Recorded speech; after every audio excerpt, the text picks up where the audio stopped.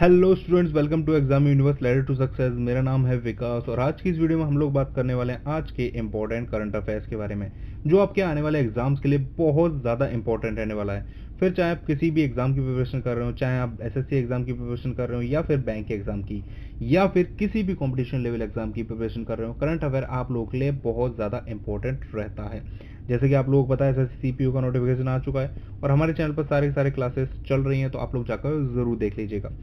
तो बढ़ते हैं आज के करंट अफेयर के ऊपर। तो आज है 14 जुलाई और आज की अगर वीडियो की आप लोग अगर पीडीएफ डाउनलोड करना चाहते हो तो इनका लिंक आप लोगों को डिस्क्रिप्शन में मिल जाएगा हमारे टेलीग्राम चैनल का। आप लोग वहां से जाकर इसकी पीडीएफ डाउनलोड कर सकते हैं। वीडियो अगर आप लोगों के लिए अच्छा रहता हो, हेल्पफुल रहता हो, आप लोगों के एग्जाम में नोट्स बनाने के लिए काम आता हो तो लाइक कर दिया करो यार, शेयर कर दिया करो अपने दोस्तों के साथ और सब्सक्राइब कर लेना चैनल को, ठीक है। बढ़ते हैं आज के पहले क्वेश्चन की तरफ। तो कर्नाटक सरकार ने अपने आर्ट एंड क्राफ्ट को प्रमोट करने के लिए किस कंपनी के साथ समझौता किया है? तो ये फ्लिपकार्ट के साथ समझौता किया है। देखो, ये एक आत्मनिर्भर भारत में बनने की पहल है। फ्लिपकार्ट एक इंडियन कंपनी है, आप लोगों को पता होगा। और मैं बताऊं तो देखो, जो कर्नाटक राज्य है ना, वहाँ पर बहुत सारे जो आर्ट और क्राफ्ट के वर्क होते हैं वो होते हैं। बहुत सारी ऐसी जैसे सिल्क की कलाकारी वगैरह, कपड़े पर कलाकारी और हैंडलूम का कार्य, तो इस तरीके से बहुत सारी चीज़ें होती हैं जो कि कर्नाटक में की जाती हैं। अब जो लोकल चीज़ें हैं ना, उनको प्रमोट करने के लिए, मतलब जो लोकल वर्कर्स हैं उनका जो काम है वो सब लोगों को पता चले, पूरी मतलब इंडिया में वो फेमस हो, तो इस चीज़ के लिए और मतलब आत्मनिर्भर एक भारत बनाने के लिए कि मतलब जो जितने भी प्रोडक्ट्स सेल आउट किए जाएंगे वो इंडियंस होंगे, तो इस चीज़ के लिए ये फ्लिपकार्ट के साथ समझौता किया गया ताकि आप क्या होगा, आप सभी लोग फ्लिपकार्ट की जो वेबसाइट है वहाँ से ये सारी चीज़ें भी आप लोग खरीद सकते हो, ऑनलाइन परचेज कर सकते हो। जिसके लिए पहले कई बार होता था कि केवल जो लोग कर्नाटक में रहते हैं या तो वो परचेज कर सकते हैं या फिर आपको कर्नाटक जाना पड़ेगा, वहाँ से आप लोग ये चीज़ें परचेज कर सकते हैं। लेकिन अब क्या होगा, आप लोग फ्लिपकार्ट की वेबसाइट से इन्हें ऑनलाइन खरीद सकते हैं, ये सारी चीज़ें आप लोगों के घर आ जाएंगी। तो इसीलिए ये चीज़ कर्नाटक गवर्नमेंट ने फ्लिपकार्ट के साथ टाई अप किया है, ठीक है। तो आप लोग समझ गए होंगे आई होप, ठीक है। अब अगर हम बात करें तो देखो, फ्लिपकार्ट की बात हुई है तो देखो फ्लिपकार्ट के लिए मैं आप लोगों को एक नई स्लाइड लेकर समझा देता हूँ। देखो, फ्लिपकार्ट की बात हुई तो फ्लिपकार्ट का अगर हम फाउंडेशन के बारे में बात करें तो ये है 2007 का फाउंडेशन है, ठीक है। इसके जो सीईओ हैं वो कौन है? वो है कल्याण कृष्णमूर्ति, ठीक है। तो ये इसके सीईओ हैं और हेडक्वार्टर की अगर हम बात करें तो ये कर्नाटक में है, ठीक है, कर्नाटका में है। और अगर हम बात करें बेंगलुरु, सॉरी कर्नाटक की, तो कर्नाटक की जो कैपिटल है वो है बेंगलुरु, ठीक है, बेंगलुरु। और सीएम जो है वो है यहाँ के बीएस येदुरप्पा, मैंने आप लोगों को बताया कई बार। और जो गवर्नर हैं वो है वाजूभाई, ठीक है। तो ये जानकारी आप लोगों को इनके बारे में भी याद रखनी, ठीक है। बढ़ते हैं अगले क्वेश्चन की तरफ। तो ये है कि यूनिफिल का जो पर्यावरण पुरस्कार है वो किसने जीता है? तो ये इंडियन बटालियन ने जीता है, ठीक है। अब ये अवार्ड किस लिए दिया जाता है? देखो, ये दिया जाता है कि जो प्लास्टिक का जो वेस्ट है उसको डिक्रीज करने के लिए, ठीक है ना, और वेस्ट जनरेशन को करने के लिए, रिड्यूस करने के लिए, जो प्लास्टिक का जो प्लास्टिक से जो एनवायरनमेंट खराब होता है उस चीज़ के लिए, ठीक है ना, कुल मिला के कंपोजिट पिट के लिए। तो ये एक पर्यावरण से रिलेटेड जो अवार्ड है वो दिया जाता है और ये इंडियन बटालियन को इस बार मिला है। अगर हम बात करें देखो यूनिफिल की, यूनिफिल क्या होता है? आप लोगों के मन में ये सवाल होगा, यूनिफिल क्या होता है? तो देखो, यूनिफिल की फुल फॉर्म होती है United nation इंटीरियम force in Lebanon, ठीक है। तो ये चीज़ आप लोग याद रखिएगा कि फुल फॉर्म क्या होती है। एक बार और बता देता हूँ आप लोगों को, United Nations इंटीरियम force in Lebanon, ठीक है। तो ये होती है यूनिफिल की फुल फॉर्म। और अगर मैं बात करूँ तो इसके लीडर कौन है इस बार के? तो ये है मेजर जनरल सेंटिफेनो डेल कॉलिन, ठीक है। तो ये इस बार के इसके लीडर थे। तो ये चीज़ भी आप लोग याद रखिएगा। बढ़ते हैं अगले क्वेश्चन की तरफ। इसरो कौन से देश का उपग्रह है Amazon 1 लॉन्च कर रहा है? अब देखो, Amazon 1 क्या चीज़ है, सबसे पहले मैं आप लोगों को बता दूं। अमेजोन एक नदी बहती है, आप लोगों को पता होगा, एक नदी बहती है, कहाँ पर बहती है? ब्राज़ील में। तो ये ब्राज़ील का उपग्रह है जिसे कि इसरो लॉन्च कर रहा है। ये किससे लॉन्च होगा? ये PSLV से लॉन्च होगा, ठीक है। ये PSLV से लॉन्च होगा। PSLV क्या होता है? पोलार सैटेलाइट लॉन्च व्हीकल, ठीक है। अब ये क्यों लॉन्च किया जा रहा है? देखो, अमेजोन नदी है, आप लोगों को पता है, अमेजोन का जंगल भी है, आप लोगों को पता होगा। अगर नहीं पता तो कुछ टाइम पहले उसमें आग लग गई थी, ठीक है। वहाँ पर बहुत ज़्यादा नुकसान हुआ था, वहाँ पर बहुत सारे पेड़ पौधे जल गए थे, वनस्पति जल गई थी, बहुत सारे जानवरों को भी नुकसान हुआ था। तो इस चीज़ के लिए अभी क्या कर रही है ब्राज़ील की गवर्नमेंट, के एक सैटेलाइट भेज रही है। अब इस सैटेलाइट क्या होगा, इससे ना पूरा का पूरा अमेजोन का जो जंगल है, जो अमेजोन का पूरा जो एरिया है उस पर नज़र रखी जा सकती है, ताकि अगर कभी फ्यूचर में इस तरह की चीज़ें हों, फ्यूचर में कभी आग लग जाए तो वहाँ पर पहुँचने की मतलब पहले ही पता चल जाएगी। छोटे से इलाके में जब आग लगेगी तभी मतलब गवर्नमेंट को जानकारी मिल जाएगी, तो वहीं से वो चीज़ काबू में ली जा सकेगी। ठीक है, ज़्यादा से ज़्यादा हालात बिगड़ने से पहले चीज़ें काबू में आ जाए तो वो ज़्यादा बेटर, क्योंकि पिछली बार हालात बहुत ज़्यादा ख़राब हो गए थे, तो इसीलिए ये चीज़ लॉन्च की गई। ठीक है, अब अगर हम बात करें, देखो एक नई स्लाइड ले लेते हैं हम आप लोगों के लिए कि जो इसरो है, इसरो की बात हुई तो इसरो का जो फाउंडेशन है वो कब हुआ, ये हुआ 1969 में। ठीक है, अब हेडक्वार्टर की बात करें तो ये हुआ बेंगलुरु में। ठीक है, और यहाँ के जो डायरेक्टर हैं, डायरेक्टर का नाम आप लोगों को बहुत ज़्यादा इंपॉर्टेंट है, यहाँ के जो डायरेक्टर हैं वो हैं के सिवन। ठीक है, ये हो गई इसरो की बात। इसरो क्या है, इंडियन स्पेस रिसर्च ऑर्गेनाइजेशन। ठीक है, याद हो गया आपको। ठीक है, चलो आगे बढ़ते हैं। अब हम बात करते हैं ब्राज़ील की। ब्राज़ील भी है इसमें, तो ब्राज़ील की कैपिटल क्या है, ब्रासिलिया। ठीक है, और यहाँ की करेंसी क्या है, ब्रासिलियन रियाल। ठीक है, और यहाँ के जो प्रेसिडेंट है वो कौन है, जेर बोल्सनारो। ठीक है, तो आप लोग ये जानकारी याद रखिए। देखो मैंने इसरो के बारे में बताया आपको, ब्राजील के बारे में बताया आपको, क्या है ये भी बताया, और किसके लिए है ये भी बता दिया। अब देखो अमेजोन से रिलेटेड है, इसीलिए इसका नाम भी अमेजोनिया है। ठीक है ना, अमेजोनिया 1 ये पहली है, हो सकता है बाद में और भी लॉन्च की जाए। ठीक है, तो इतनी जानकारी आप लोग इससे रिलेटेड याद रखिएगा। बढ़ते हैं अगले क्वेश्चन की तरफ। तो दलाई लामा के जीवन पर आधारित 14 जो दलाई लामा है उनके जीवन पर आधारित एक आत्मकथा लिखी जा रही है। वो किसके द्वारा लिखी जा रही है, तो वो लिखी जा रही है टेंजिन गेचू और टेथोड, ये इनके शिष्य हैं। ठीक है, तो इनके द्वारा लिखी जा रही है। इसका नाम क्या है, देखो नाम पूछ लिया जाएगा कई बार। इसका नाम है his holiness for 14th Dalai Lama an illustrative biography. ठीक है, तो ये नाम है और ये 2020 में ही लॉन्च होगी, ये भी आप लोग याद रखिएगा। अब ये 14th दलाई लामा है, इनके ऊपर ये लिखी जा रही है। कौन लिख रहे हैं, ये इन्हीं के एक शिष्य हैं, जो कि लगभग बात करूं मैं अगर 40 साल से भी ज़्यादा हो गया जो इनके शिष्य हैं। इनके शिष्यों को बोलते हैं एड। ठीक है, तो ये भी आप लोग याद रखिएगा, कभी अगर पूछ लिया जाता है एग्जाम में और ये आप लोगों से पूछ लिया जाएगा कि ये बुक कौन सी है, तो बुक का नाम आप लोगों को बता दिया मैंने, his holiness the 14th Dalai Lama an illustrated biography. तो ये 2020 में लॉन्च की जाएगी, तो ये इनका नाम है। अब अगर आप लोग क्वेश्चन पे जाओगे तो देखो ये जो ऑप्शंस है ना, इसके हिसाब से बता दूं तो ये जो नाम है ना कि टेंजिन गैस्टो, ये 14th जो दलाई लामा, देखो दलाई लामा एक तरीके से प्रीस्ट होते हैं। ठीक है ना, जो संत होते हैं जो समुदाय के, जैसे बौद्ध के समुदाय के ये संत होते हैं, प्रीस्ट सबसे बड़े, तो उनको एक ये उपाधि होती है दलाई लामा। उनका जो नाम है, जो 14th दलाई लामा का नाम है वो ये नाम है टेंजिन गैस्टो, तो ये नाम है दलाई लामा का। ठीक है, कई बार पूछ लिया जाता है कि 14 जो दलाई लामा है उनका नाम क्या है, रियल नेम। ठीक है ना, ये तो ये नाम है। उम्मीद करता हूँ आप लोगों को याद रहेगा। आगे बढ़ते हैं कि माइक्रोसॉफ्ट इंडिया के नए ईडी कौन बने हैं। ठीक है, ईडी बने हैं नवतेज बाल। नवतेज बाल को अभी हाल ही में माइक्रोसॉफ्ट इंडिया का ईडी बनाया गया है। अब हम बात करते हैं देखो फाउंडेशन की। फाउंडेशन की बात करें तो 4 अप्रैल और 1975 का फाउंडेशन है, किसका, माइक्रोसॉफ्ट का। सीईओ कौन है, सीईओ कौन है, सत्या नडेला, आप लोग पता होगा। और जो इसके फाउंडर हैं वो कौन है, वो बिल गेट्स हैं। ठीक है, बिल गेट्स इसके फाउंडर हैं। आगे बढ़ते हैं, अगला क्वेश्चन पर चलते हैं हम लोग। अगला क्वेश्चन है मलाला दिवस कब मनाया जाता है। देखो मलाला दिवस मनाया जाता है 12 जुलाई को। ये कब डिक्लेयर किया गया, अभी डिक्लेयर किया गया। किसने डिक्लेयर किया, यूएन ने, यूनाइटेड नेशंस ने। ठीक है, अब ये क्यों किया गया, देखो मलाला का पूरा नाम मैं आप लोगों को बताता हूँ, मलाला यूसुफजई इसका पूरा नाम है, ये है मलाला यूसुफजई। और इनको क्यों जाना जाता है, देखो ये बहुत ज़्यादा पॉपुलर हैं और इनके जन्मदिन पर 12 जुलाई को इनका जन्मदिन होता है, और इनके जन्मदिन पर यूएन ने ये डिक्लेयर किया है कि इसको मलाला दिवस के नाम से जाना जाएगा। अब ये हर साल जाना जाएगा। ठीक है, अब क्यों जाना जाता है, देखो साल बाई साल के हिसाब से बताता हूँ। साल थी 2012 में इन पर तालिबान ने बंदूकें चलाई थी और ये बहुत ज़्यादा गंभीर रूप से घायल भी हो गई थी। लेकिन उसके बाद जब ये करती क्या है, ये ठीक हो गई, और उसके बाद ये जो मतलब लड़कियां होती हैं जिनको कैद कर लिया जाता है, ठीक है ना, जिनके अधिकारों की मतलब दबा दिया जाता है, उनको कोई अधिकार नहीं दिए जाते, और उनके खिलाफ काफ़ी ज़्यादा मतलब एक तरीके से टॉर्चर किया जाता है, तो उनके अधिकारों के लिए ये लड़ती हैं। और आप लोगों को पता है तालिबान का जो इलाका है वो तो काफ़ी ज़्यादा इस चीज़ के लिए बहुत ज़्यादा मतलब वो है कि वहाँ पर किसी भी तरीके की जो ह्यूमैनिटी है ना वो किसी भी तरीके से वो जिंदा नहीं है, वो बहुत ज़्यादा क्रूअल चीज़ें करते हैं। तो इसलिए इन्होंने वहाँ पर भी काफ़ी सारी मतलब लड़कियों की, महिलाओं की मदद की, उनके हक के लिए ये लड़ी। तो इस चीज़ के लिए काफ़ी ज़्यादा पॉपुलर हुई मलाला, ठीक है ना। और मैं कुछ चीज़ें आप लोगों को बता देता हूँ। देखो मलाला के बारे में इनके ऊपर कई सारी बुक्स भी आ चुकी हैं, ठीक है।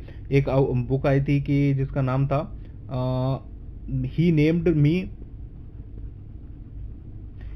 मी मलाला, ठीक है। तो ये बुक भी आई थी साल 2015 में, ठीक है। तो सॉरी ये डॉक्यूमेंट्री थी, बुक नहीं थी। बुक का नाम मैं आप लोगों को बता देता हूँ, पर ये डॉक्यूमेंट्री थी जो 2015 में आई थी, जो ऑस्कर के लिए शॉर्टलिस्ट की गई थी, ठीक है।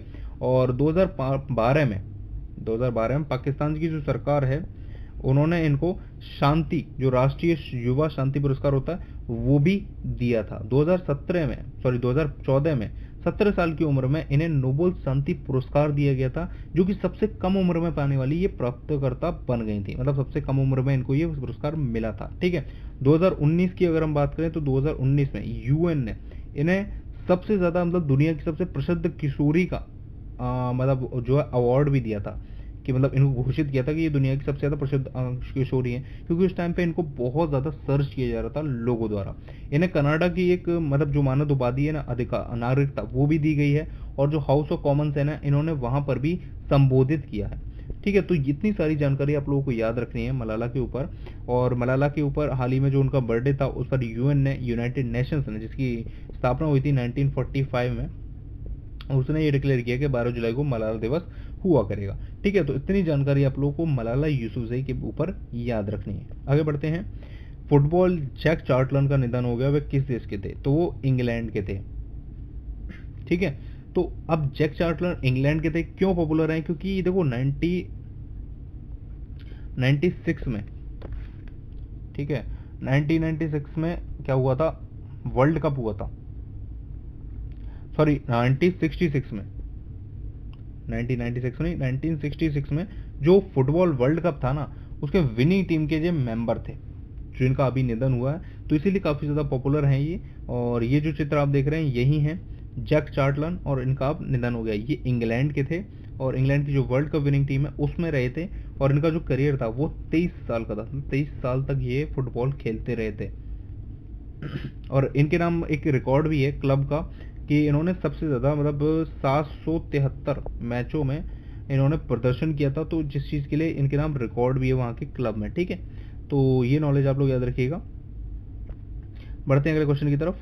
तो हाल ही में इंस्टाग्राम ने भारत में टिकटॉक जैसा एक फीचर लॉन्च किया, जिसका नाम क्या है? उसका नाम है रील्स आप लोगों ने देखा होगा, आप लोगों के इंस्टाग्राम पर आ चुका है। और बहुत सारे लोग जो टिकटॉक वाली हरकतें हैं वही यहाँ पर अब फिर से करने लगे हैं। तो हो सकता है आने वाले टाइम में कहीं गवर्नमेंट इंस्टाग्राम बैन ना कर दे, या फिर ये इंस्टाग्राम से ये वाला फीचर हटवा ना दे, क्योंकि बहुत ज़्यादा मिसयूज़ हो रहा है। जो मतलब आप देख ही लेंगे, आप लोग देख ही रहे होंगे आजकल क्या चल रहा है रील पर, ठीक है ना। तो आप लोग भी बताइए अगर आप लोग यूज़ करते हैं या नहीं। और जैसे हमारा भी इंस्टाग्राम हैंडल है, आप लोग सर्च कर सकते हैं एग्जाम यूनिवर्स, नहीं तो आप लोगों को डिस्क्रिप्शन में लिंक मिल जाएगा हमारे इंस्टाग्राम चैनल का, आप लोग वहाँ जाकर हमें फॉलो कर सकते हैं। मैं वहाँ पर कई सारे क्विजेज डालता हूँ डेली, ये जो मैं पढ़ाता हूँ उसके ऊपर क्विजेज डालता हूँ, आप लोग करंट अफेयर के क्विजेज डालता हूँ, और हमारे जो वीडियोस आने वाले होते हैं उनके बारे में जानकारी देता हूँ। तो आप लोग नीचे लिंक आप लोगों को डिस्क्रिप्शन में मिल जाएगा, वहाँ से जाकर आप लोग फॉलो कर लीजिएगा हमारे इंस्टाग्राम को, ठीक है।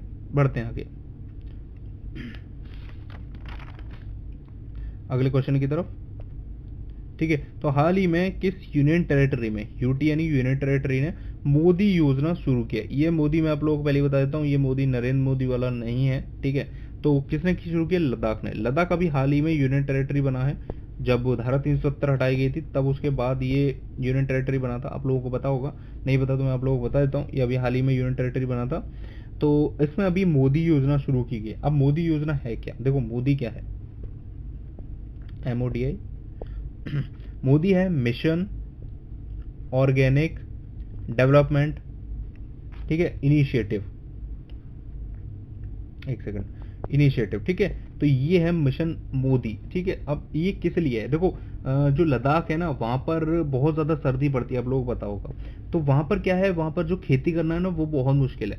तो वो उसको एक जैविक स्थान बनाने के लिए, ताकि वहाँ पर भी मतलब इतने बुरे हालातों में भी खेती वगैरह कर सकें, उसको पूरी तरीके से एक जैविक जगह पर बदलने के लिए, तो इस चीज़ के लिए ये मोदी योजना जो है वो शुरू की गई है। ठीक है, मिशन ऑर्गेनिक डेवलपमेंट इनिशिएटिव। ठीक है, तो ये योजना शुरू की गई किसके द्वारा? वहाँ के जो गवर्नर है आर के माथुर।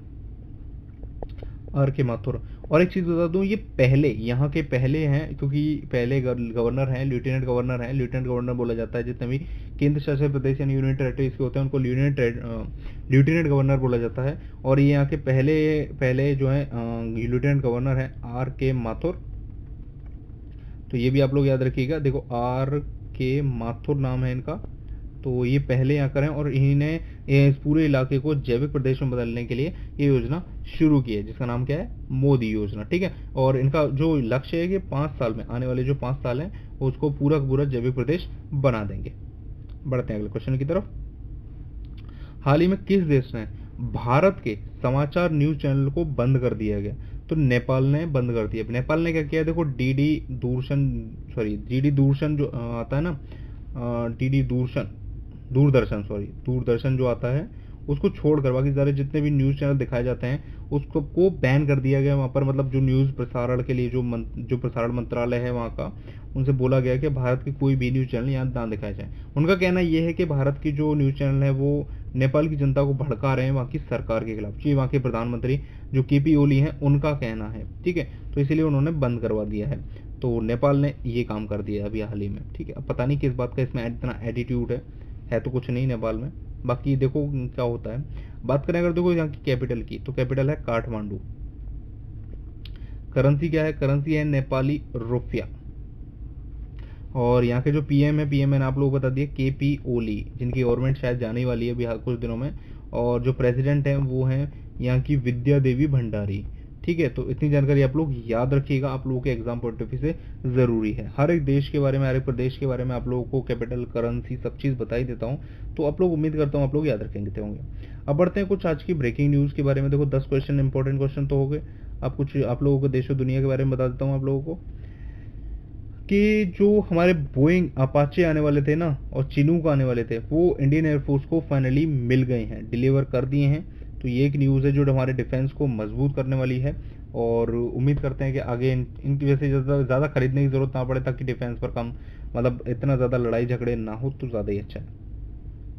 अगला है कि एशिया कप जो है ना क्रिकेट का, वो पोस्टपोन कर दिया गया है 2021 के लिए। मतलब 2020 में जो होने वाला था वो पोस्टपोन कर दिया गया है। अब देखो 2020 में पहले कहाँ होने वाला था? 2020 में पहले होने वाला था पाकिस्तान में। ये मतलब प्लान किया गया था, लेकिन हुआ क्या? देखो अब पैंडेमिक सिचुएशन आ गई, कोरोना फैल गया, तो फिर ये प्लान किया गया था कि इसको ना श्रीलंका में कराया जाएगा।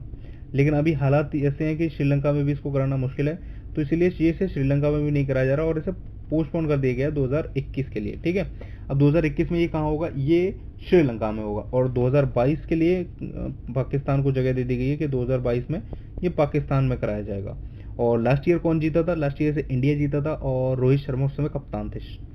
बढ़ते हैं अगले क्वेश्चन की तरफ। तो IRDAI ने अलाउ किया है कोरोना कवच इंश्योरेंस पॉलिसीज को। तो देखो इन्होंने क्या किया है, इन्होंने कोरोना कवच नाम से एक इंश्योरेंस स्कीम्स चलाई हैं जो कि शॉर्ट टर्म के लिए होंगी, 3 महीने, 6 महीने, 1 साल। छोटे टर्म के लिए कोरोना कवच नाम से स्कीम चलाई जाएंगी, जिसमें कि आप अपना बीमा करा सकते हैं कोरोना के बचाव के लिए, क्योंकि कोरोना का जो इलाज है वो बहुत ज़्यादा महंगा हो रहा है आज के टाइम पर। तो इस चीज़ के लिए भारतीय रेलवे ने 2030 तक हरित रेलवे बनाने के लिए मिशन पर मोड़ लिया है। देखो ये है क्या हरित रेलवे? आप लोगों को पता है कि इस समय क्या होता है ना, बहुत ज़्यादा मतलब लाइट वगैरह, बिजली वगैरह की जरूरत पड़ती है, जो कि डैम लगाए जाते हैं जिसके लिए बड़े बड़े। तो इन लोगों ने, रेलवे ने क्या टारगेट लिया है कि 2030 तक वो लोग क्या करेंगे कि जो सोलर एनर्जी है ना उससे मतलब ट्रेन चलाया करेंगे। जिसके लिए आप लोग, मैंने कल के वीडियो में, आप लोगों को पिछले वीडियो में बताया था कि जो रीवा है मध्य प्रदेश का, वहाँ पर एशिया का सबसे बड़ा सोलर पैनल शुरू किया गया, जिससे कि रेलवे भी चलाई जाएगी। दिल्ली मेट्रो जो है उसके लिए लाइट सप्लाई की जाएगी और डायरेक्ट सप्लाई की जाएगी। तो यही है कि 2030 तक और भी जगह पर, कई सारी जगह पर सोलर पैनल लगाए जाएंगे, जिससे कि एनर्जी बनाई जा सके, एनर्जी ली जा सके। तो उसको यूज़ करने के लिए 2030 के लिए रेलवे ने मिशन दिया है। बढ़ते हैं आगे। प्रधानमंत्री से नरेंद्र मोदी से गूगल के जो CEO हैं सुंदर पिचाई, उन्होंने बातचीत की है। किस बारे में बातचीत की है? देखो हमारे देश में जितनी भी मतलब आर्थिक व्यवस्था थोड़ी गिरती जा रही है उसके बारे में बात की है। कोविड-19 पर जो नरेंद्र मोदी जी ने प्रदर्शन दिखाया कि मतलब देश को इतनी अच्छी तरीके से संभाला, उस पर बधाई दी है सुंदर पिचाई ने। और देश में देखो आईटी सेक्टर में पैसा इन्वेस्ट करने के लिए लगभग देखो 75,000 करोड़ रुपए इन्वेस्ट करने के लिए यहाँ पर मतलब आईटी में डेवलपमेंट के लिए, तो उस चीज़ के लिए सीईओ ने काफ़ी मदद करने के लिए वो बोला है, तो उस चीज़ के लिए भी बात की है। तो इस सब चीज़ों के बारे में बात की गई है। आगे बढ़ते हैं कि धर्मेंद्र प्रधान जी जो हमारे पेट्रोलियम मंत्री हैं, उन्होंने कहा है दुनिया भर में जो पहले जो भारतीय हैं कि भारत आओ और भारत में नवाचार लाओ। यानी कि भारत के जितने भी स्टूडेंट कहूँ या फिर जॉब वाले लोग कहूँ या साइंटिस्ट कहूँ या डॉक्टर कहूँ, उन सब लोगों से अपील की है कि आप भारत में आके भारत में काम करोगे तो भारत के लिए वो बहुत ज़्यादा अच्छा रहेगा। अपने देश के लिए काम करें वो ज़्यादा बेटर है, बशर्ते कि आप दूसरे देशों के लिए काम करें, उनके डेवलपमेंट के लिए काम करें। और अभी स्थिति ये है कि अगर आप भारत में आके भारत के लिए काम करोगे तो वो ज़्यादा अच्छा रहेगा। तो ये बात बोली गई है धर्मेंद्र प्रधान जी द्वारा, जो हमारे पेट्रोलियम मंत्री हैं। अगला है कि भारतीय रेलवे ने पहली बार सामान से भरी विशेष पार्सल रेलगाड़ी से बांग्लादेश भेजा है। इस गाड़ी में क्या भेजा गया है, इसमें मिर्च भेजी गई है, ठीक है। और ये पहली बार मालगाड़ी से भेजा गया, क्योंकि इससे पहले ये बस से भेजी जाती थी और जो रोडवेज से भेजी जाती थी, सॉरी मतलब रोड से भेजी जाती ट्रक वगैरह में। लेकिन अभी पता है कि जो बस वगैरह सॉरी ट्रक वगैरह हैं और जो रोड यात्रा है वो इतना मतलब हो नहीं पा रही है कोविड-19 के चलते, तो इसीलिए पहली बार इसे ट्रक सॉरी रेलवे से भेजा गया, ठीक है। तो ये बात आप लोगों को याद रखनी है। तो ये था आज का देखो इंपॉर्टेंट करंट अफेयर। आप लोगों को उम्मीद करता हूँ मैं आप लोगों को पसंद आया होगा, आप लोगों को समझ में आया होगा, आप लोग नोट्स बना रहे होंगे डेली। तो वीडियो अगर पसंद आए तो दोस्तों को वीडियो को लाइक जरूर कर दीजिएगा और शेयर कर दीजिएगा अपने दोस्तों के साथ, और चैनल को सब्सक्राइब जरूर कर लीजिएगा। टिल देन मिलते हैं नई नेक्स्ट वीडियो में, तब तक के लिए जय हिंद।